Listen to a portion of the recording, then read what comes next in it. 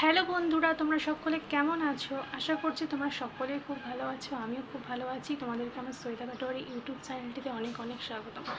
সামনে দুর্গাপুজো চলেই এসছে, তো হাতে মাত্র আর 12 দিন টাইম।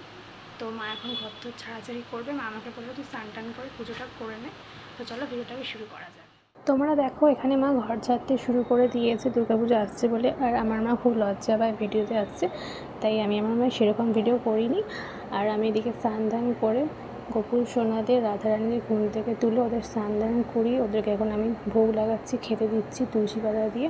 তোমরা দেখতে পাচ্ছ আমি এখন পুজো করছি, মানে সমস্ত ঠাকুরকে আমি খেতে দিয়ে দিয়েছি। আজকে সমস্ত দায়িত্ব হচ্ছে আমার, মানে ঠাকুর পুজো করা, রান্নাবান্না করা, ঘর মোছা, ঘর ঝাড় দেওয়া। তো ঘর মোছা, ঘর ঝাড় দেওয়া এগুলো আমি ভিডিও করতে পারিনি, কারণ সেই টাইমে খুব তাড়াহুড়ো করছিলাম। যাই হোক, তো আমি স্নান করে চলে এসেছি, এখন পুজো পাঠ করছি। তোমরা দেখো। হরে কৃষ্ণ কৃষ্ণ কৃষ্ণ হরে হরে, হরে রাম হরে রাম, রাম রাম হরে হরে, হরে কৃষ্ণ কৃষ্ণ কৃষ্ণ হরে হরে, হরে রাম রাম রাম হরে হরে, হরে কৃষ্ণ কৃষ্ণ কৃষ্ণ হরে হরে, হরে রাম রাম রাম হরে হরে। আসলে বন্ধুরা, ব্যাপারটা হয়েছে, তোমরা হয়তো ভাবছো যে আমি গান কেন গাইছি। তো আমি যখন ফার্স্ট ব্লগ ভিডিও আপলোড করেছিলাম, ঠিক আছে, আমি একটা কপিরাইট মিউজিক ইউজ করেছিলাম, সাথে সাথে ইউটিউব থেকে কপিরাইট ক্লেম চলে এসেছে। সেই ভিডিওটাকে আবার বানিয়ে আবার এডিট করে, জানো, ওয়াইটি স্টুডিওতে গিয়ে, মানে ওখানে যা যা গান থাকে, মিউজিক থাকে, ওগুলোকে অ্যাড করতে হয়েছে। তাই আমি ঠিক করেছি আমি ইউটিউবে যা ভিডিও বানাবো, ব্লগ বলো, মিনি ব্লগ বলো, শর্টস বলো, কোনোটাতেই আমি কোনো কপিরাইট মিউজিক ইউজ করবো না, কারণ কপিরাইট ক্লেম চলে আসে। গোপু সোনা এবং রাধারানীদের আমি বাটি, থালা, গ্লাস সব মেজে নিচ্ছি। মানে ওদেরকে আমি যেই বাটিতে স্নান করাই, যে থালাগুলোতে খেতে দিই, ঠিক আছে। তো পুজো পাঠ তো হয়ে গেছে, এরপর বাসনগুলো মাজতে হবে। তো সব আস্তে আস্তে করছি, ঠিক আছে। তো এক জায়গায় আমি ফোনটা রেখে দিয়েছি। আর রইল বাকি বন্ধুরা, আমার ফোনের কোনো স্ট্যান্ড নেই, খুব তাড়াতাড়ি স্ট্যান্ড কিনবো, তখন হয়তো ভালোভাবে ভিডিওগুলো দিতে পারবো। তো এখন আমি তাড়াতাড়ি করে বাসনগুলো মেজে নিই, তোমরা দেখো। বাসন কুসন মেজে নেওয়ার পর এরপর আমি সেগুলোকে ঘরে রেখে এসেছি। একটা বড় বাটি নিয়ে নিয়েছি। মা বললো যখন ভাতের চাল নিবি একদম কম নিবি, বেশি নিবি না, যাতে পরের দিন ভাত না থেকে যায়। তাই আমাকে মা বললো 2 বাটি চাল নিবি, বেশি নিবি না। তাই আমি 2 বাটির হাফ বাটি চাল নিয়ে নিয়েছি। পরে যদি ভাত লাগে তখন তো অসুবিধা হবে, কারণ যেহেতু আজকে আলু পোস্ত রান্না করছি, আর গরম গরম ভাত দিয়ে বন্ধুরা আলু পোস্ত খেতে খুব ভালো লাগে। এরপর আমি চালটাকে ভালোভাবে ধুয়ে ফেলেছি। চালগুলোকে ভালো করে ধুয়ে নেবার পর এরপর আমি ইন্ডাকশানে বসাতে দিয়েছি। এখন তো ভাত ফুটতে দেরি আছে। তো মা আমাকে বললো তোর হাতে চা খেতে খুব ভালো লাগে, আর এখন সকাল 9টা বাজে, আমাকে চা আর শুকনো মুড়ি দিয়ে, আমি জলখাবারে কিছু খাবো না, দুপুরে চা খাবার খাবো। তো ফ্রিজ থেকে আমি আদা বের করে একটা বাটির মধ্যে 2 গ্লাস জল নিয়ে আদাটাকে ছেঁচে দিলাম।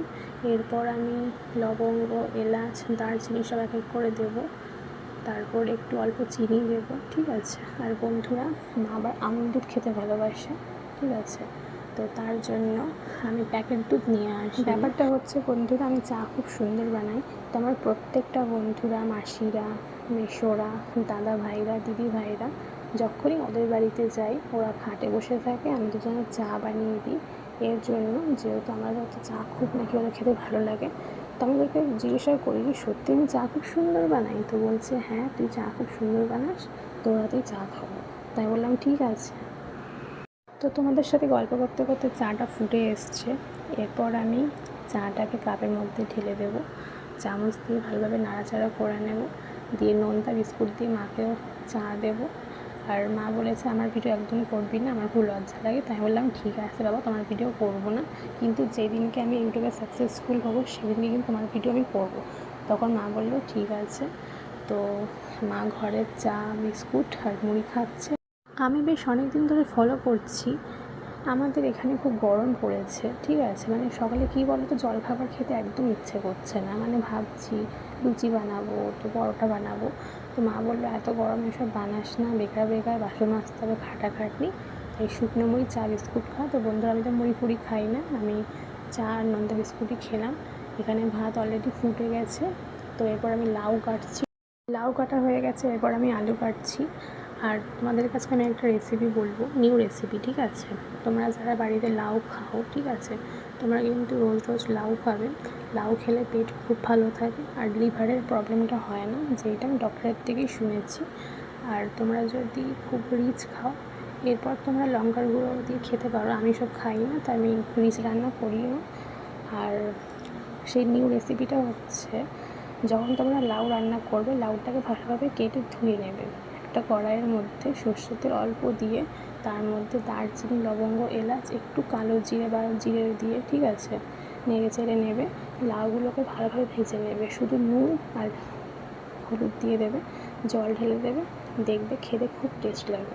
লাউটাকে ভালো করে ভেজে নিয়েছি, ভাজা ভাজা হয়ে গেছে। তারপরে জল দেব এবং জল দিয়ে ভালোভাবে নেড়ে চেড়ে লাউটাকে ঢেকে দেবো যাতে ভালোভাবে ফুটুক। তো ফাইনালি লাউটা রান্না হয়ে গেছে, তোমরা দেখতে পাচ্ছ। এর সঙ্গে আমি রান্না করবো আলু পোস্ত। তো আলু পোস্ত রান্না করার জন্য আমি কড়াইটাকে ভালোভাবে গরম করে নিয়েছি। 1 টেবিল স্পুন মানে 1 চামচ সর্ষের তেলটাকে ঢেলে ভালোভাবে গরম করে নিয়েছি। অল্প করে কালো জিরে দিয়েছি, টমেটো পেস্ট, আদা পেস্ট, লঙ্কা পেস্টটাকে ভালোভাবে ভেজে নিয়েছি। সমস্ত মশলা দিয়ে দিয়েছি, হলুদ, জিরের গুঁড়ো, ধনের গুঁড়ো, নুন, সামান্য চিনি, ঠিক আছে। দিয়ে গ্রেভিটা হয়ে যাওয়ার পর আমি পোস্তটাকে ঢেলে দিয়েছি। তারপর আলুটাকে সেদ্ধ করে নিয়েছিলাম, দিয়ে আলুটাকেও ঢেলে দিয়েছি, ভালোভাবে নাড়াচাড়া করে জল দিয়ে পুরো ঢেকে দেবো। তো ফাইনালি বন্ধুরা, আমাদের আলু পোস্ত রান্না তৈরি। তো এখানে বন্ধুরা আমি ভাতটাও বানিয়ে ফেলেছি, সব আজকে নিজে রান্না করেছি। লাউয়ের হালকা একটা সবজি বানিয়েছি, একদম পাতলা ঝোল। সো ফাইনালি বন্ধুরা, সামনে দুর্গাপুজো আসছে বলে মা সকালে ঘুম থেকে উঠে ফ্রেশ হয়ে চাটা খেয়ে নিয়ে ঘর ঝাড়তে শুরু করে দিয়েছে। আমাকে বলে তোর ঘর ঝাড়তে হবে না, তুই ঘুম থেকে উঠে ফ্রেশ হয়ে কিছু চাটা খেয়ে নিই, বিস্কুট খেয়ে নিই, ঘর তো ছেড়ে মুছে নে, স্নান ধান করে গোপাল রাধারানী সব ঠাকুরে পুজো কর, রান্নাবান্না কর, বাসন মাছ, কাপড় কাচ, ঠিক আছে। তো আমি সেগুলোই করেছি। আর এখানে ভিডিওটাকে বেশি বড় করবো না, আর তোমার সাথে সেরকম কথাও বলবো না, অন্য ভিডিওতে কথা বলবো। আজকের মতো এখানেই আমি ভিডিওটাকে অফ করছি। আর তোমরা পারলে প্লিজ আমার ইউটিউব চ্যানেলটিকে সাবস্ক্রাইব করে দিও। তো চলো, হরে কৃষ্ণা, রাধে রাধে, বাই।